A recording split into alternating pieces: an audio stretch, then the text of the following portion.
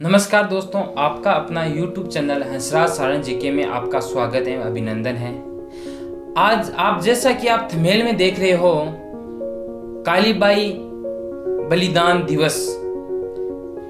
और ये कालीबाई का बलिदान दिवस एक राष्ट्रपाल हत्याकांड से संबंध रखता है। तो मैं सबसे पहले हमारी वार्ता में जो हंसराज जी सर है उनसे ये पूछना चाहूंगा कि राष्ट्रपाल हत्याकांड कब हुआ सर? यानी यदि राष्ट्रपाल हत्याकांड की हम बात करें तो बात उस समय की है जब अपना भारत गुलामी की जंजीर से जकड़ा हुआ था। और भारत में उस समय टोटल पूरे भारत में 562 रियासतें यानी भारत रियासतों में विभाजित था। उसी प्रकार से अपना राजपूताना या राजस्थान भी रियासतों में विभाजित होता है। और जिस राजस्थान में 19 रियासतें थी और जिसमें एक रियासत का नाम आता है डूंगरपुर रियासत, और राष्ट्रपाल हत्याकांड इसी डूंगरपुर रियासत से संबंध रखता है। और जो इसकी डेट की बात करें तो 19 जून 1947 इसका जो फिक्स दिनांक है, इसी दिन यानी 19 जून के दिन ये राष्ट्रपाल हत्याकांड 1947 में हुआ था, जो डूंगरपुर रियासत में होता है। जी सर। तो सर हमारे दर्शकों को ये बताइए कि कालीबाई का बलिदान और राष्ट्रपाल हत्याकांड है, इसके संपूर्ण में बताइए कि कैसे कालीबाई का उससे संबंध है और ये हत्याकांड कब और क्यों घटा। अब देखो दोस्तों, यदि आप इस कालीबाई के बलिदान व राष्ट्रपाल हत्याकांड के बारे में यदि संपूर्ण आपको जानना, तो पहली बात तो इस वीडियो को आप अंत तक देखते रहिए और इस वीडियो को लाइक शेयर व चैनल को सब्सक्राइब करना। यदि हम बात करें राष्ट्रपाल हत्याकांड आखिर क्यों घटा, ये घटना हुई क्यों, तो ये एक विद्यालय को लेकर घटना होती है। तो इससे पहले अपने बात करनी पड़ेगी कि आखिर ये विद्यालय किसने खोला था, ये बात करनी पड़ेगी। तो यदि अपन बात करें, बात आती है कि मेवाड़ में जो प्रजामंडल का संस्थापक था माणिक्यलाल वर्मा, जो मेवाड़ प्रजामंडल की स्थापना कर देते हैं 1938 में। और यही माणिक्यलाल जो वर्मा थे, माणिक्यलाल वर्मा डूंगरपुर रियासत में भी जो सेवा मंदिर संघ की स्थापना करते हैं, बागड़ सेवा मंदिर संघ जिसकी स्थापना करते हैं। और इस बागड़ जो मंदिर संघ की स्थापना की थी माणिक्यलाल वर्मा ने, और इसी के द्वारा जो डूंगरपुर रियासत में शिक्षा का प्रचार प्रसार किया जाता, शिक्षा को बढ़ावा दिया जाता है। और ये उस दौर की बात है कि डूंगरपुर रियासत में जो शिक्षा का प्रतिशत था वो केवल 3% था।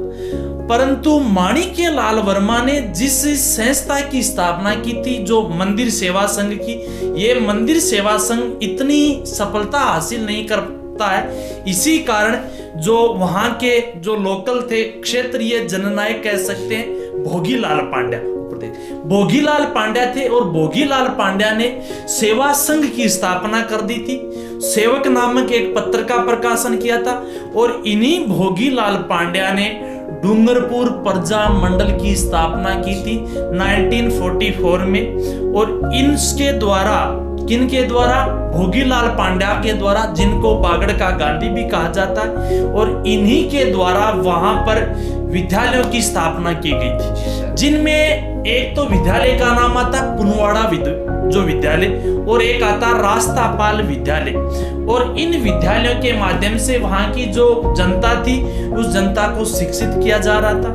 डूंगरपुर के जो लोग थे, वो बुजुर्ग या बच्चे, सारे हर वर्ग का बच्चा वहां पढ़ रहा था, अपने अधिकारों के प्रति जागरूक हो रहा था। जब डूंगरपुर की जनता जो 3% उस समय वहां का शिक्षा का अनुपात था, वो यदि शिक्षित होकर अपने अधिकारों के प्रति जागरूक हो रहे, तो ये टेंशन यदि सता रही है तो डूंगरपुर महारावल को। और उस समय डूंगरपुर के महारावल थे लक्ष्मण सिंह। लक्ष्मण सिंह चाह रहे थे विद्यालय बंद हो, कभी नहीं चाह रहे थे कि विद्यालय शुरू रहे। विद्यालय शुरू किसने किए थे? भोगीलाल पांड्या ने, जो उनका संस्था थी सेवा संघ।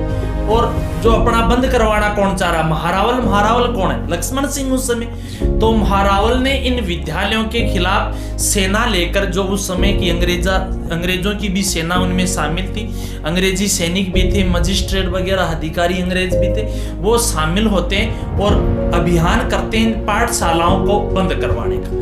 और इनमें सबसे पहले यदि किसी पाठशाला का नाम है किसको बंद करवाया, तो पुनवाड़ा जो पाठशाला थी उसको बंद करवा दिया था। और वहां पर जो शिक्षक था शिवराम भील। शिवराम भील था। शिवराम भील के साथ मारपीट भी होती है और शिवराम भील कहते हैं कुछ समय बाद बलिदान भी हो गया था उनका और वहां का जो विद्यालय था तोड़ दिया जाता। अब मेन जो अलख जगा रहा था शिक्षा की डूंगरपुर रियासत में वो था रास्तापाल की पाठशाला। और इस रास्तापाल की पाठशाला की यदि हम बात करें तो इसमें जो संरक्षक का काम कर रहा था वो नाना भाई खाट थे।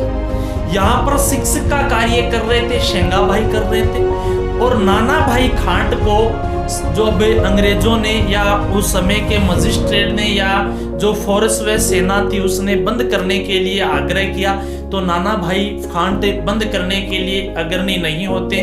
इसलिए 19 जून 1947 को कार्रवाई की जाती है। सेना कह सकते हैं, पुलिस के द्वारा एक तरह अभियान कह सकते हैं किया गया और इसमें नाना भाई खाट बलिदान हो जाता है, यानी उनका देहांत हो जाता है, वो वीर गति को प्राप्त हो जाते हैं। अब नाना भाई खाट वीर गति को प्राप्त हुए तो वहां के शिक्षक सेंगा भाई पाठशाला को खोलते, परंतु सेंगा भाई को भी अंग्रेजों ने उसी दौरान जो अपने गाड़ी के पीछे बांध कर ले जा रहे थे। यानी काफी जनजातियों की भील जाति की चारों ओर भीड़ थी। कोई किसी बंदे की ये हिम्मत नहीं हो रही थी कि सेंगा भाई को बचाया जा सके। और उसी भीड़ में से एक 12 वर्षीय भील बालिका काली बाई जो भीड़ को चीरते हुए आती है और अपने गुरुजी सेंगा भाई को बचाने के लिए दौड़ती है और उस स्वरूप उस रस्सी को भील बालिका ने काट दिया था। और भील बालिका का ये बलिदान उसके गुरुजी को तो बचा पाया परंतु भील बालिका वीर गति को प्राप्त हो जाती है और इसी भील बालिका के बलिदान स्वरूप ये मनाया जाता है। हालांकि बताया तो ये जाता है भील बालिका 2 दिन बाद वीर गति को प्राप्त हुई थी, उस समय तो केवल घायल हुई थी। हालांकि 19 जो जून है ये दिन उनके बलिदान के रूप में मनाया जाता है। यदि हम बात करें कि उस समय भील बालिका काली बाई ने अपने गुरुजी को बचाने के लिए अपना बलिदान दे दिया था, इसलिए भील बालिका काली बाई को या वीर बाला को एकलव्य कहा जाता। आधुनिक भारत की आधुनिक राजपुताना की एकलव्य कह सकते हैं, इसमें कोई अतिशयोक्ति नहीं है। तो रास्तापाल हत्याकांड जो डूंगरपुर रियासत का है, महारावल लक्ष्मण सिंह के समय है, सेंगा बाई नाना भाई खाट और भील बालिका काली बाई है, जिसमें यदि सबसे बड़ा बलिदान की बात करें तो काली बाई का बलिदान जो लोगों के सामने। तो सर वो एक भील बालिका, हमारे सर बताएंगे भील बालिका जो 12 वर्षीय भील बालिका ने शिक्षा के प्रति अपना बलिदान दिया वो बहुत ही सराहनीय है। तो क्या सर आप ये बता सकते हो कि मैं काली बाई का बलिदान याद रखूं, उसके बारे में कोई स्मारक देख के यानी ऐसी कौन सी चीज है उसको देखो और काली बाई की बलिदान मेरे याद आ जाए सर।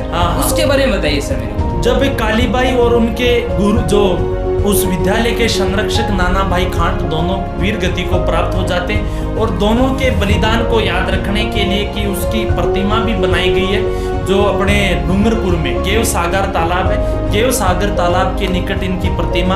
हालांकि मांडवा गांव है डूंगरपुर में, वहां पर काली बाई का पेनोरमा भी बना हुआ। यदि अपन बात करें वर्तमान में अपने जो शिक्षा विभाग के द्वारा जो काली बाई भील बालिका मेधावी छात्रवती के रूप में स्कूटी वितरित की जाती है, तो जिस दिन स्कूटी वितरित की जाती है उस दिन भी काली बाई का बलिदान जरूर याद आता होगा बच्चों को कि अपने को कि स्कूटी मिल रही है तो किसके बलिदान स्वरूप मिल रहा है, क्योंकि उस छात्रवती का नाम है काली बाई मेधावी छात्रवती जो भील बालिका। इस प्रकार से तो स्कूटी भी दी जाती है और गेव सागर के निकट इनकी मूर्ति भी बनी हुई है और इनका पेनोरमा मांडवा गांव में बना हुआ है। तो जैसा कि सर ने बताया है कि काली बाई जो एक भील बालिका थी वो भी उस टाइम पे 1947 में शिक्षा के प्रति कितनी जागरूक थी। उस समय शिक्षा का परसेंट 3% था और अभी जो 70 से लेके 75 जो परसेंटेज हमारा शिक्षा का है इसको 100% करने में उस टाइम पे जिस बालिका ने योगदान दिया, तो क्या अपना आज का युवा जो शिक्षा से वंचित जो तबका है उसको आज शिक्षा के प्रति जोड़ने के लिए एकर नहीं हो सकता। उस बालिका ने जो 12 वर्षीय भील बालिका ने अपना योगदान दिया, तो मैं इस चैनल के माध्यम से और अपने सर के माध्यम से सब दर्शकों ये बोलना चाहूँगा कि सब शिक्षा के प्रति प्रेरित करें सब लोगों को जो शिक्षा से वंचित हैं। और सर का भी मैं धन्यवाद करना चाहूँगा कि सर ने इतनी बढ़िया जानकारी हमको दी कि शिक्षा के प्रति किसी ने बलिदान भी दिया है। और दोस्तों, इस चैनल को आप सब्सक्राइब, शेयर और लाइक ज़रूर करना कि हम ऐसी घटनाएं जो अपने प्राचीन में हुई है समाज को सुधारने के लिए हम बार बार लेके आएंगे आपके सामने। जय हिंद, जय भारत।